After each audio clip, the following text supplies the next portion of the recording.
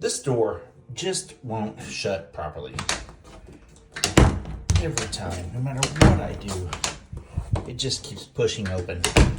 So I cut out a piece of cardboard, a little bit bigger than the size I need, and I'm gonna give this a try.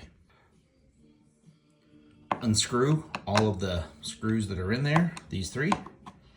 Now that they're out, we'll place the piece of cardboard behind the hinge plate. Okay, so I've cut a piece of cardboard, put it behind the hinge plate, and we'll put the screws back in. What this does is changes the pitch of the door so that the bottom of the door pitches up just a little bit, which will cause this to go into this properly. So my 3 screws are back in, and now we will take a knife and we'll trim around this so that nobody can see the cardboard.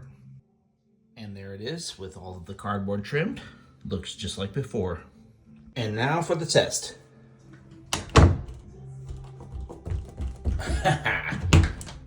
It latches perfectly. This is the bottom hinge of the 3 that are there, and you only have to do it to the bottom hinge. There you go. Enjoy.